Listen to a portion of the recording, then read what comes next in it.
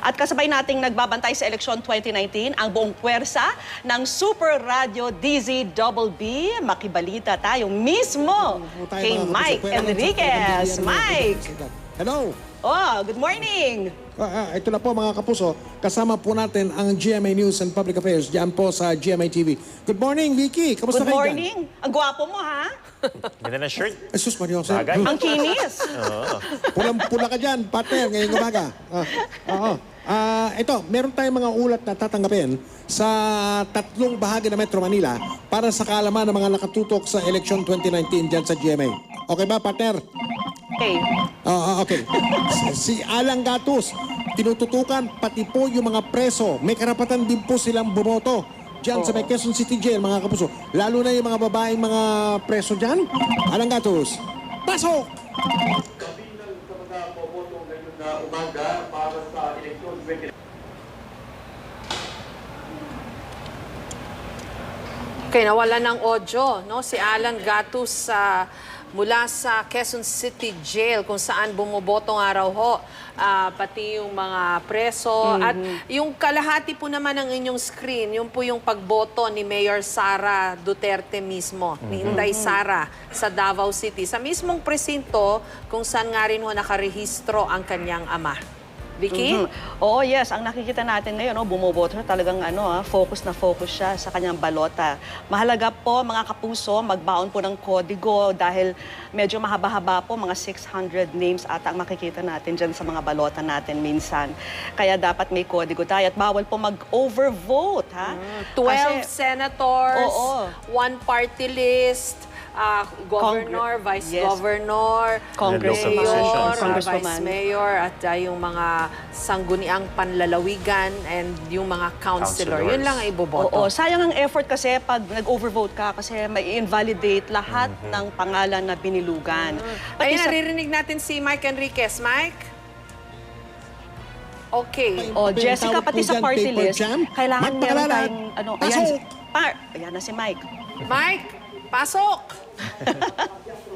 Hindi ka namin tatantanan. Pasok! Yung mga BCM na ginagamit para sa eleksyon 2019 na abutan ng Super Radio DZBB ang ilang mga vote counting machine dito sa San Mateo National High School na nakakaranas ng paper jam. Ibig sabihin nito, Mike, kapag nilagay mo yung balota na tapos ng pilapan ng mga botante, kapag pinasok mo ito sa BCM, medyo nagkakaroon ng problema dahil hindi ito basta-basta tinatanggap ng makina. Ang sinasabi, medyo nahihirapan yung makina sa pagtanggap o hindi smooth itong mga papel. Kaya naman, nagkakaroon ng 10 hanggang 15 segundo na pagkakaantala bago matanggap yung boto nitong mga botante dito sa San Mateo National High School. Dahil dyan, Mike, nagre-resulta ito sa karagdagang pila. Mahaba na yung pila ng mga botante dito. Papakita ko lamang sa inyo. At karamihan sa kanila dito ay nagre-reklamo na. Dahil dito, Mike...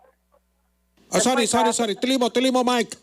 Sa San Mateo National High School ay nasa 6,000 mga botante ang inaasahang boboto dito. Pero yung clustered precinct na gagamitin nila sa pagboto ay 7 lamang. Kaya nagsisiksikan na rin sila dito. Idagdag pa yung bahagyang naging problema sa mga vote counting machine. Kaya naman sila ngayon ay nagreklamo na sa initang panahon, sa haba ng pila, pati na rin sa mabagal na makina.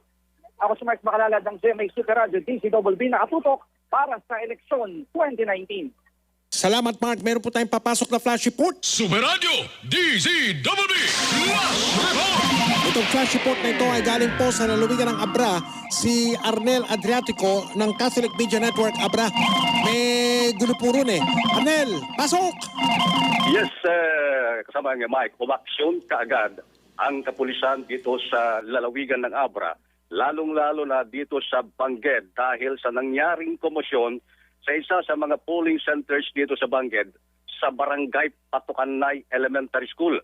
May mga batuhan at allegedly suntukan na nangyari ng grupo ng magkatunggaling kandidato at lahat ng mga ito na involved ay inimbitahan sa Abra PNP Command upang ayusin ang gusot at pakiusapan na huwag manggulo. Kasalukuyan kasama ng Mike ang usapan ngayon na nangyayari sa Abra PNP Command upang iwasan ng mas magulo pang pangyayari ngayon. At kabi-kabila ang mga report sa mga ibang lugar pa na may mga komosyon na nangyayari. Arnel, At nagpalabas excuse na. me. Arnel, natukoy ba Yes, kung yes, sinong mga politiko ang nasa likod niyang mga komisyon at mga kaguluhan nangyayari dyan? Kalituhan? Arnel? Yes, kasamang Mike, may alegasyon na ang isang kandidato na sumuntok for mayoralty position ay si Ryan Luna. Pero ito naman ang kanyang pinabulaanan. Pinabulaanan niya kasamang Mike, anya ay nakikiusap lang daw sa mga barangay officials na nandun na huwag makialam. Kaya nga umentry kaagad ang kapulisan at lahat sila ng mga involved. Ang grupo ng dalawang magkatunggaling kandidato, si Valera at grupo ni Valera at grupo ni Luna, nandun sila lahat ngayon sa Abra PNP Command upang pag-usapan itong nangyaring komisyon at mga mangyayari pang komisyon na sana. Arnel, sana wag nang humantong sa... Latest kasamang Mike, nagpalabas na ng order si Attorney Dexter Cawis sa mga kapulisan at Philippine Army na nakabantay sa mga polling centers na hulihin lahat sino man na manggugulo sa ngayong araw ng eleksyon, kasama Mike. Okay, sana wag nang humantong pa sa karahasan niyang nangyayari dyan sa ilang mga lugar sa Abra. Maraming salamat, Ardel at Fedratiko ng Catholic Media Network, Abra. Super Radio DZWB Last Report. Balikan po natin ang eleksyon 2019 sa GMA News and Public Affairs. Kasama pa rin po natin, ayun, partner ko Vicky. Sariwang-sariwa itong batang to ngayong umaga. Bumoto ka na ba? Hindi pa, no? Paano ka boboto? Nandyan ka.